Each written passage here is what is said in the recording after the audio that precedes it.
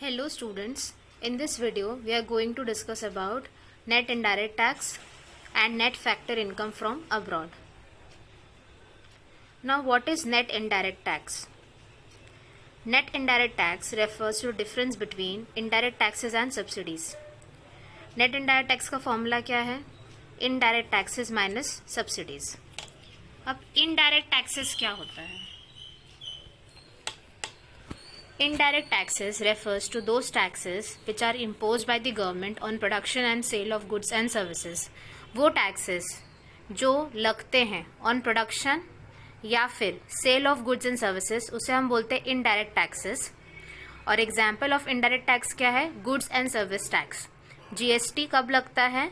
जब प्रोडक्शन होता है गुड्स का तब GST लगता है. जब हम सेल करते हैं गुड्स एंड सर्विसेज तब भी GST लगता है. तो जीएसटी किसका एग्जाम्पल है? इनडायरेक्ट टैक्स का एग्जाम्पल है. इनडायरेक्ट टैक्स को लगाने के बाद जो प्रोडक्ट का प्राइस होता है वो क्या हो जाता है? बढ़ जाता है. Indirect tax increases the price of the product in the market. Indirect tax लगाने के बाद जो प्रोडक्ट का प्राइस है वो इंक्रीज हो जाएगा. Suppose one set of speakers का प्राइस कितना है? ₹500 और गवर्नमेंट ने जीएसटी लगा रखा है 10% का. तो 500 का 10% कितना होगा? 50. तो जब हम कॉस्ट में 50 रुपीज़ इनडायरेक्ट टैक्स के जोड़ देंगे तो जो प्राइस ऑफ स्पीकर्स है वो इंक्रीज हो जाएगा, 550 रुपीज़ हो जाएगा. ओके, तो ये होता है इनडायरेक्ट टैक्स का इफेक्ट. इनडायरेक्ट टैक्स का इफेक्ट ये होता है कि वो प्रोडक्ट के प्राइस को इंक्रीज कर देता है. नेक्स्ट है हमारे पास सब्सिडीज़. सब्सिडीज़ क्या होता है? Economic assistance. इकोनॉमिक असिस्टेंस का मतलब इकोनॉमिकली हेल्प करती है गवर्नमेंट किसे? फर्म्स को और हाउस होल्ड्स को. किस मोटिव से? जनरल वेलफेयर के मोटिव से. Subsidies are the economic assistance given by the government to the firms and households with a motive of general welfare. आप सभी को पता होगा कि एलपीजी सिलेंडर है वो सेल होता है किस रेट पे? सब्सिडाइज रेट्स पे. गवर्नमेंट एलपीजी पे सब्सिडी देती है. आप एलपीजी सिलेंडर अपने घर पे मंगवाओगे, आप पेमेंट करोगे, उसके बाद आपके अकाउंट में कुछ ना कुछ अमाउंट सब्सिडी के तौर पे रिफंड हो जाता है वापस. ठीक है, तो एलपीजी हमें कैसे मिलती है? सब्सिडाइज्ड रेट्स पे. ठीक है, ये सब्सिडी क्यों ग्रांट की जाती है? जिससे क्या हो? एक्सपोर्ट्स को प्रमोट किया जाए. ठीक है, एनकरेज करे फर्म्स को for setting up industries in backward areas. Government subsidy क्यों देती है? एक्सपोर्ट को प्रमोट करने के लिए, इनोवेशन को प्रमोट करने के लिए, प्रोडक्शन हो इंडिया में, इसलिए गवर्नमेंट सब्सिडी देती है. और गवर्नमेंट चाहती है कि इंडस्ट्री सेटअप हो बैकवर्ड एरियाज में भी, इसलिए गवर्नमेंट क्या देती है? सब्सिडी देती है.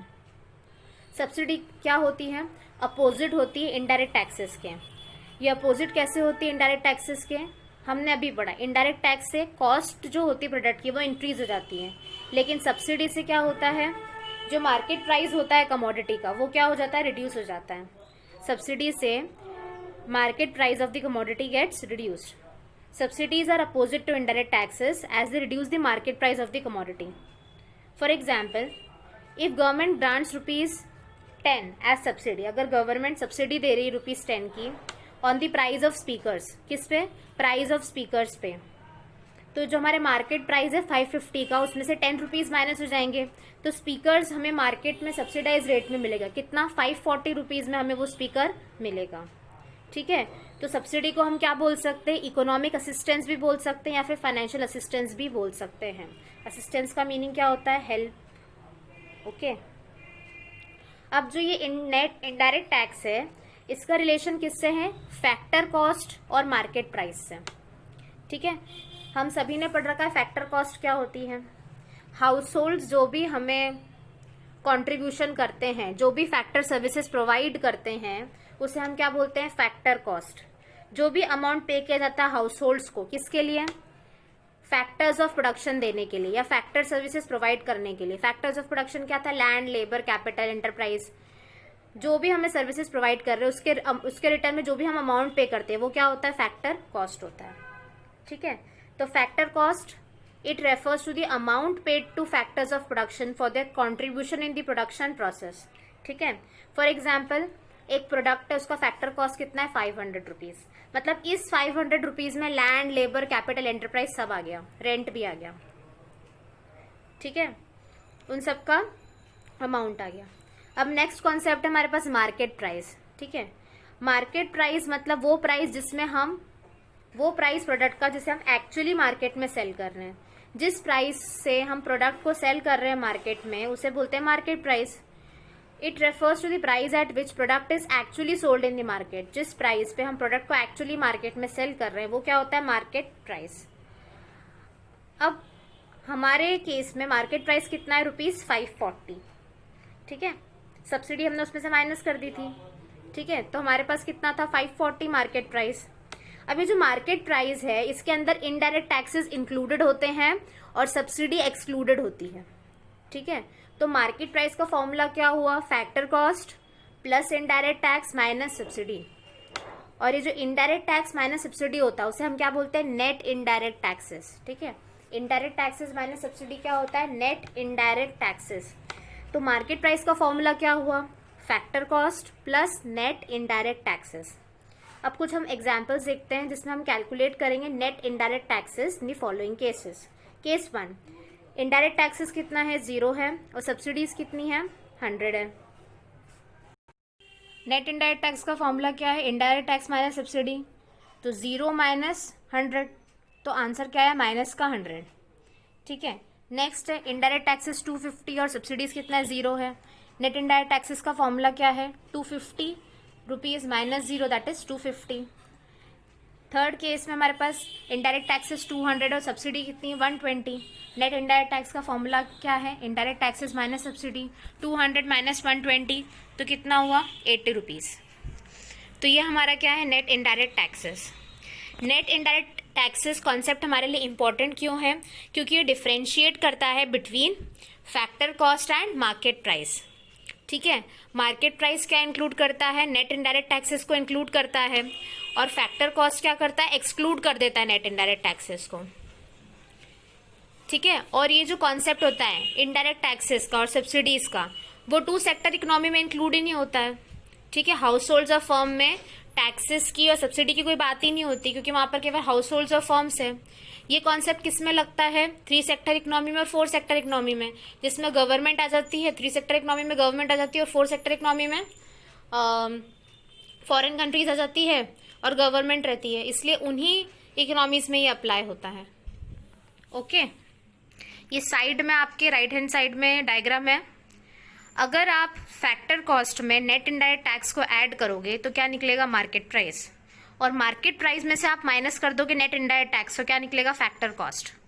मतलब अगर फैक्टर कॉस्ट से आपको मार्केट प्राइस में जाना है तो आप प्लस करोगे नेट इनडायरेक्ट टैक्स, और मार्केट प्राइस से फैक्टर कॉस्ट पे आना है तो आप माइनस करोगे नेट इनडायरेक्ट टैक्स। तो एक ब्रीफ में एक बार और, ठीक है, फैक्टर कॉस्ट क्या होता है, it refers to the amount paid to factors of production for their contribution in the production process. Next है market price, it is the price at which product is actually sold in the market. Market price का formula क्या है, factor cost plus net indirect tax minus subsidies. Okay, market price का formula क्या है, factor cost plus net indirect taxes. Net indirect taxes क्या होते हैं, indirect taxes minus subsidies. अब नेक्स्ट कॉन्सेप्ट जो हमारे पास है वो है net factor income from abroad. अब net factor income from abroad क्या होता है, ये शो करता है डिफरेंस बिटवीन, किसके बीच में difference, factor income receive from the rest of the world and factor income paid to the rest of the world. जो इनकम हमें फॉरेन कंट्रीज से रिसीव हुई है माइनस जो इनकम हमने फॉरेन कंट्रीज को पे करी है, वो क्या होता है, net factor income from abroad. Net factor income from abroad का फॉर्मूला है factor income earn from abroad minus factor income paid to abroad. ठीक है, अब factor income earn from abroad, हम अब्रॉड से मतलब फॉरेन कंट्रीज से हम कैसे अर्निंग करते हैं, वो इनकम जो normal residents of the country, मतलब नॉर्मल रेसिडेंट्स कौन होते हैं, जो दूसरी कंट्रीज में 1 साल से ज़्यादा समय के लिए नहीं रुके हुए हों। तो इंडिया के जो लोग फॉरेन कंट्री में 1 साल से कम समय के लिए रह रहे हैं और काम कर रहे हैं और उन्हें रिटर्न में क्या मिल रहा है, wages, salaries, rent, interest, dividend और रिटेन्ड अर्निंग्स। ठीक है, रिटेन्ड अर्निंग्स क्या होती है, कंपनी अपना कुछ ना कुछ प्रॉफिट का अमाउंट अलग से निकाल के रखती है। तो 1 साल से कम के लिए फॉरेन कंट्रीज में जो रह के काम कर रहे हैं और उन्हें अर्निंग हो रही है, तो उसे क्या बोलेंगे? Factor income from abroad. ठीक है, नेक्स्ट है फैक्टर इनकम टू अब्रॉड। अब जो दूसरी कंट्रीज के नॉर्मल रेसिडेंट है, नॉन रेसिडेंट्स है, ठीक है, दूसरी कंट्रीज के जो नॉर्मल रेसिडेंट्स है और इंडिया में आकर वो काम कर रहे हैं, ठीक है, तो जो अमाउंट हम उनको दे रहे हैं वो क्या हो गया? Factor income to abroad. मतलब वो दूसरी कंट्री के पर्सन्स हैं, इंडिया में आकर सर्विसेज दे रहे हैं, हमें काम कर रहे हैं, और जो हम उनको सैलरीज दे रहे हैं, rent, interest, dividend, retained earnings दे रहे हैं, वो क्या होगी? Factor income to abroad. तो फैक्टर इनकम फ्रॉम अब्रॉड क्या होता है? It is the income earned by normal residents of a country from rest of the world in form of wages, salaries, rent, interest, dividends and retained earnings. Factor income to abroad क्या होता है? Is the factor income paid, factor income जो हम पे कर रहे हैं to the normal residents of other countries, दूसरी कंट्रीज के नॉर्मल रेसिडेंट्स को या फिर नॉन रेसिडेंट्स को, for their factor services within the domestic economic territory.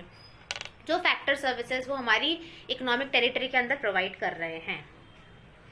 अब सिग्निफिकेंस क्या है एनएफआईए का? इंपॉर्टेंस क्या है net factor income from abroad का? Net factor income from abroad को हम यूज करते हैं डिफरेंशिएट करने के लिए डोमेस्टिक इनकम और नेशनल इनकम को। ठीक है, प्रैक्टिकली पहले हम क्या कैलकुलेट करते हैं? डोमेस्टिक इनकम कैलकुलेट करते हैं, ठीक है, उसके बाद हम क्या करते हैं? नेशनल इनकम को कैलकुलेट करते हैं। और नेशनल इनकम को हम कैसे कैलकुलेट करते हैं? Domestic income plus factor income from abroad, ठीक है, due to contribution of normal residents to production outside the economic territory.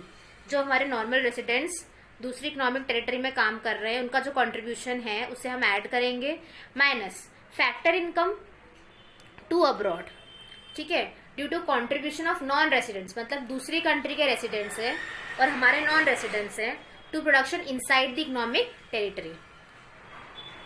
Okay, national income का फॉर्मूला क्या होगा? Domestic income plus NFIA, net factor income from abroad, ठीक है। And net factor income from abroad का formula क्या है? Factor income from abroad minus factor income to abroad, ठीक है। अब नेक्स्ट है net factor income from abroad. Positive भी हो सकता है, नेगेटिव भी हो सकता है और जीरो भी हो सकता है। पॉजिटिव कब होगा? जब इनकम फ्रॉम अब्रॉड ज्यादा होगा इनकम पेड टू अब्रॉड, जो हमें अर्निंग्स हुई अब्रॉड से वो ज्यादा है और जो हमने इनकम पे करी है अब्रॉड को वो कम है। एनएफआईए नेगेटिव कब होगा? जब अर्नड फ्रॉम अब्रॉड लेस है than the income paid to abroad, जो अर्निंग हो रही है वो कम है और इनकम जो हम पे कर रहे हैं वो ज्यादा है। एनएफआईए जीरो कब होगा? When income earn from abroad is equal to income paid to abroad, जो हमें अर्निंग्स हो रही है वो किसके बराबर है? पेमेंट के बराबर है। नेक्स्ट है कॉम्पोनेंट्स ऑफ एनएफआईए। अब एनएफआईए के अंदर क्या क्या आता है? सबसे पहला नेट कंपनसेशन टू एम्प्लॉइज, जो भी एम्प्लॉइज को सैलरी मिल रही है उसका नेट। नेट का मतलब क्या है? From abroad minus two abroad, है ना। जो सैलरी एम्प्लॉइज को मिली है इंडिया के रेसिडेंट्स को मिली है फॉरेन कंट्री में, माइनस जो फॉरेन कंट्री के रेसिडेंट्स हैं उनको मिली है इंडिया से, ठीक है। जो इंडिया के लोग फॉरेन कंट्री में काम कर रहे हैं, फॉरेन कंट्री से जो उन्हें अमाउंट सैलरी मिली है, ठीक है, माइनस इंडिया में जो फॉरेन कंट्रीज के लोग काम कर रहे हैं उनको सैलरी मिली है उसे, ठीक है। It refers to difference between income from work received by residents workers living और एम्प्लॉयड अब्रॉड, मतलब जो इनकम मिली है लोगों को काम करने से, रेसिडेंट वर्कर्स को लिविंग और employed in abroad for less than 1 year, 1 साल से कम के लिए जो फॉरेन कंट्रीज में वर्कर्स वर्क कर रहे हैं और उन्हें जो इनकम मिली है, ठीक है, वो, और सिमिलर पेमेंट, वैसी ही पेमेंट हमने कर रखी है नॉन रेसिडेंट वर्कर्स को, मतलब दूसरी कंट्री के रेसिडेंट्स को जो इंडिया में रह करके हमारी डोमेस्टिक टेरिटरी में रह करके काम कर रहे हैं फॉर लेस देन 1 ईयर। 1 साल का लिमिट है, 1 साल से कम ही होना चाहिए, ठीक है। नेक्स्ट है net income from property and entrepreneurship. ये क्या शो करता है? Difference between income from property and entrepreneurship, ठीक है। इनकम फ्रॉम प्रॉपर्टी कैसे होती है? रेंट, इंटरेस्ट, डिविडेंड, ठीक है, received by residents of the country, ठीक है, जो हमारे इंडिया के रेसिडेंट्स ने जो इनकम रिसीव करी है। सपोज मैं इंडिया की रेसिडेंट हूँ और मेरी कोई प्रॉपर्टी लंदन में है और लंदन में किसी ने वो किराए पे ले रखी है मुझसे, तो वो रेंट पे करेगा वो किस में आएगा? Income from property and entrepreneurship received by residents of the country. और सिमिलरली कोई फॉरेन रेसिडेंट के पास इंडिया की कोई प्रॉपर्टी है और इंडिया की प्रॉपर्टी पे उसे रेंट मिल रहा है, ठीक है, कोई इंडिया का पर्सन उस जगह पे रह रहा है, किराए पे लिया है और उसे वो रेंट मिल रहा है, ठीक है, तो वो पेमेंट हो रहा है इंडिया से, तो उसका जो डिफरेंस होगा वो इसमें आएगा, ठीक है। फिर थर्ड है net retained earnings. Retained earnings क्या होता है?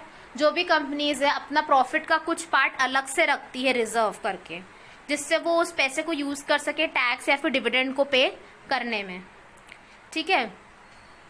तो जो भी रिटेन्ड अर्निंग्स हैं रेजिडेंट कंपनीज की जो लोकेटेड है अब्रॉड में, कोई कंपनी कहाँ पर है? अब्रॉड में है, लेकिन वो इंडिया के रेसिडेंट की है, तो वहाँ की जो रिटेन्ड अर्निंग्स होंगी माइनस सपोज कोई नॉन रेसिडेंट कंपनी मतलब फॉरेन कंट्री की कंपनी है, उसकी रिटेन्ड अर्निंग है जो इंडिया के अंदर लोकेटेड है, उसका डिफरेंस, ठीक है। तो नेट अर्निंग्स हो गया।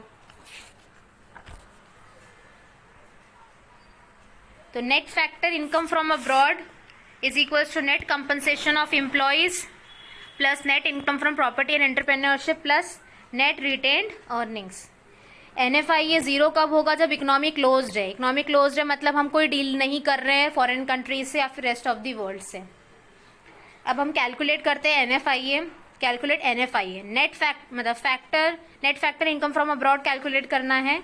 केस 1 में हमें फैक्टर इनकम फ्रॉम अब्रॉड 500 दे रखी है, फैक्टर इनकम टू अब्रॉड 300 दे रखी है। तो net factor income from abroad कितना होगा? 500 माइनस 300 दैट इज 200, ठीक है।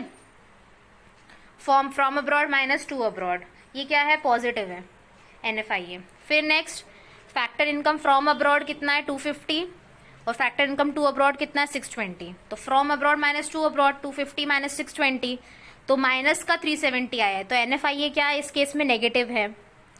अब नेक्स्ट केस में फैक्टर इनकम टू अब्रॉड ही है, फ्रॉम अब्रॉड दे ही नहीं रखा है, तो 0 माइनस 150 करते तो नेगेटिव आया है माइनस 150, ठीक है, केवल पेमेंट हो रहा है हमारी कंट्री से। फिर net factor income to abroad negative का दे रखा है 150, तो फ्रॉम अब्रॉड क्या होगा? 0, फिर माइनस और माइनस का 150, तो ये माइनस माइनस क्या हो जाएगा? प्लस, तो ये पॉजिटिव हो गया। NFIA कितना आ गया? 150, ठीक है। तो NFIA क्या होता है? Net factor income from abroad. इसका फॉर्मूला क्या होता है? Factor income from abroad minus factor income paid abroad, ठीक है। नेशनल इनकम हम कैसे कैलकुलेट करते हैं? Domestic income plus NFIA net factor income from abroad. और अगर हमें डोमेस्टिक इनकम कैलकुलेट करना है नेशनल इनकम से, तो नेशनल इनकम से हम माइनस क्या कर देंगे? Net factor income from abroad, okay. Now I hope that through this video you have cleared the concept of net factor income from abroad and net indirect taxes. I would like to end with a quotation. Time is equals to life. Life में जो time है वो बहुत important है। अगर आप अपने time को वेस्ट करोगे तो आप अपनी लाइफ को वेस्ट करोगे। अगर आपने अपने टाइम को मास्टर कर लिया, आपने अपना टाइम को मैनेज करना सीख लिया, तो आप अपनी लाइफ को भी बहुत अच्छी तरीके से मास्टर कर सकते हो और अपने सारे ड्रीम्स को फुलफिल कर सकते हो। Thank you.